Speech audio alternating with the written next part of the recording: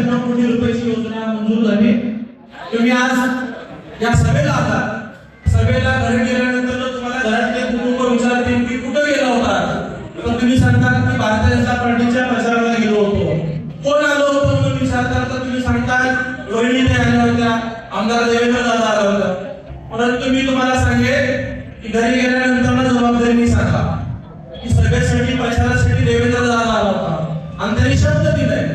काय शब्द दिलाय तर मुख्यमंत्री देवेंद्र फडणवीस साहेबांच्या कार्यपद्धतीवरती त्याचा विश्वास आहे, पालकमंत्री जयकुमार मोरेंच्या कामाच्या पद्धतीवरती देवेंद्र दादांचा विश्वास आहे, माझ्या भारतीय जनता पार्टीवरती देवेंद्र दादांचा विश्वास आहे।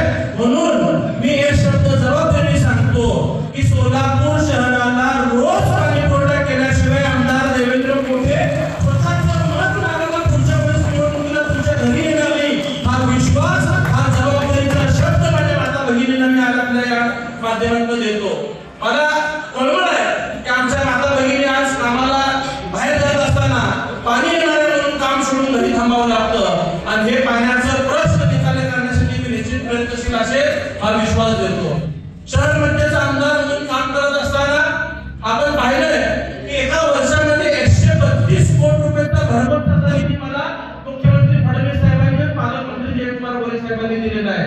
आज भारतीय जनता पार्टीचा कार्यकर्ता, भारतीय जनता पार्टीचा पदाधिकारी हा सन्मानाने नागरिकांच्या समोर जाऊ शकतो कारण का त्याला भक्कम असा निधी देणारा त्याच्या हक्काचा आमदार भेटलेला आहे। आपण जर आकडेवारी काढून बघितली तर ह्या पूर्वीच्या आमदारांना मागच्या 5-10 वर्षात जितकी निधी मिळाली नाही तितकी निधी आपल्याला मुख्यमंत्री साहेबांनी 1 वर्षात या शहरामध्ये विधानसभेला दिलेला आहे आणि मला विश्वास आहे की येणाऱ्या काळात सुद्धा आपला कार्यकर्ता, आपला बूथ प्रमुख, आपला शक्ती केंद्र प्रमुख मागे तितकी निधी उपलब्ध करून देण्याची जबाबदारी माझी असेल हा विश्वास मी आपल्याला या माध्यमातून देतो। सोलापुरातल्या तरुणांचं स्वप्न होतं की सोलापूर शहर हे वस्त्रोद्योगाचं शहर आहे, बिडी कामगारांचं शहर आहे। हा वस्त्रोद्योग, बिडी कामगार अडचणीत येत असताना आमची नवी पिढी ही अभियांत्रिकी शिकत आहे, इंजिनिअरिंगचं काम करत असताना नोकरीसाठी आयटी कंपनीच्या शोधात नाईलाजाने बाहेर जावं लागतं, आई वडिलांपासून लांब राहावं लागतं आणि हे कुठेतरी अडचण दूर व्हायची असेल तर सोलापूरला आयटी कंपनी आली पाहिजे। परंतु आयटी कंपनी येण्यासाठी सगळ्यात महत्त्वाचं काय तर सोलापूरला विमान सेवा सुरू झाली पाहिजे। आपण बघितलंय की सोलापूरला दुर्दैवाने रामनगरचे जे खासदार प्रणिती शिंदे आहेत ते ओपन चॅलेंज करायचे। प्रणिती शिंदेने वारंवार चॅलेंज केलं की सोलापूरची विमान सेवा चालू होणं शक्य नाहीये, सोलापूरच्या विमानतळावरून विमान उड्डाण सेवा सुरू होणं शक्य नाहीये। परंतु कामाची गॅरंटी म्हणजेच देवेंद्र फडणवीस साहेब आहे आणि आज सोलापूरच्या विमानतळावरून विमान सेवा सुद्धा सुरू झाली, विमान गोव्याला सुरू झालं, विमान मुंबईला सुरू झालं, उद्याच्या काही दिवसात विमान बेंगलोरला जाणार आहे, विमान आपल्या भक्तांना घेऊन तिरुपतीला जाणार आहे। या सगळ्या गोष्टींमुळे आपण जगाशी जोडले गेलोय आणि ही अडचण दूर झाल्यामुळे मुख्यमंत्री साहेब आग्रही होते की आज पुणे असेल, बेंगलोर असेल, हैदराबाद असेल या मेट्रो सिटी मध्ये जी आयटी कंपनीची अडचण आहे त्याला पर्याय म्हणून सोलापूर सारखं एक शहर त्यांच्या समोर पर्याय द्यायचा आणि सोलापूर शहराला मोठ्या आयटी कंपनी आणायची आणि त्याही प्रकल्पाला मंजुरी मुख्यमंत्री साहेबांना दिली आणि मला भारतीय जनता पार्टीवरती विश्वास आहे की येणाऱ्या काळात सोलापूर मध्ये आयटी कंपनीच्या कामाला देखील प्रत्यक्षात सुरुवात होईल आणि इथल्या तरुणांना आपल्या घरीच या सोलापूर शहरात रोजगार मिळेल आणि आपल्या आई वडिलांच्या जवळ राहण्याचं पुण्य त्या मुलाला मिळणार आहे, ते भारतीय जनता पार्टीला मिळणार आहे।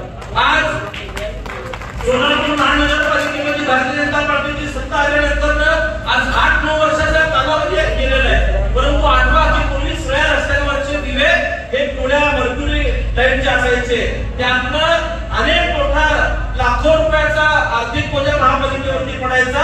परंतु स्मार्ट सिटी उपक्रमातनं संपूर्ण शहरामध्ये स्मार्ट एलईडी दिवे भारतीय जनता पार्टीने बसवले आणि 50% वरती महापालिकेचं लाईट बिल आणलं। अशा अनेक दिसून येणारे प्रभावी काम भारतीय जनता पार्टीच्या माध्यमातून झालेले आहे। सोलापूरच्या 5 चौकात असलेल्या भारतरत्न इंदिरा गांधी स्टेडियमचा विकास असेल, वीर सावरकर जलतरणचा विकास असेल, रेल्वे स्टेशनचा विकास असेल, रंगभवन प्लाझाचा विकास असेल, सिद्धेश्वर मंदिरच्या परिसरात सगळ्या बाजूने झालेला वॉकिंग ट्रॅक तो परिसर असेल, ही सगळी कामं भारतीय जनता पार्टीने केलेली आहेत। आपल्या या भागात अक्कलकोट रोडच्या शांती चौकातील अर्बन प्लाझा वॉकिंग जो आहे त्याची व्यवस्था भारतीय जनता पार्टीच्या वतीने करण्यात आली.